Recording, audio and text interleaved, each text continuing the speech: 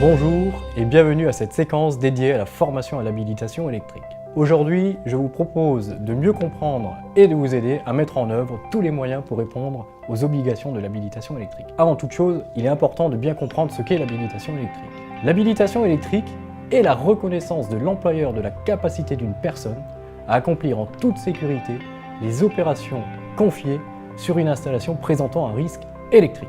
Pour ces opérations, le personnel doit posséder des équipements de protection individuelle ou équipements de protection collective adaptés par rapport au travail qu'il va effectuer. Pour les équipements de protection individuelle, on peut citer notamment le casque, l'écran facial, les gants isolants, et pour les équipements de protection collective, le balisage, voire une nappe isolante.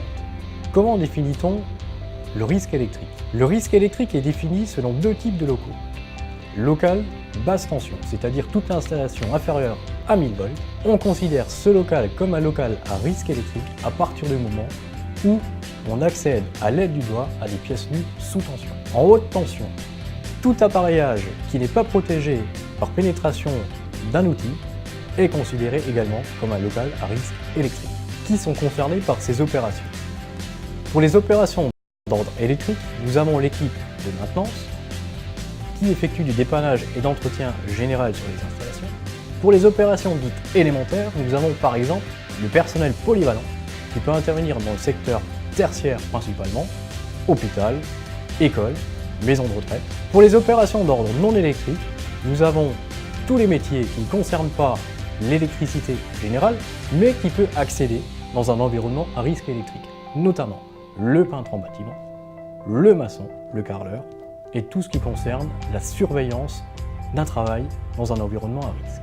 Ces deux types d'opérations imposent un choix d'habilitation électrique qui est spécifique aux opérations visées, mais aussi à la compétence et à la qualification de la personne. Ces niveaux d'habilitation peuvent être en basse tension et en haute tension, et en fonction du type d'ouvrage et d'installation concerné. Pour répondre à ces obligations réglementaires, APAV propose et met à disposition tout son savoir-faire et expertise pour former votre personnel tant aux formations initiales qu'aux formations recyclage. Retrouvez-nous dès à présent sur choisiruneformationélectricité.com.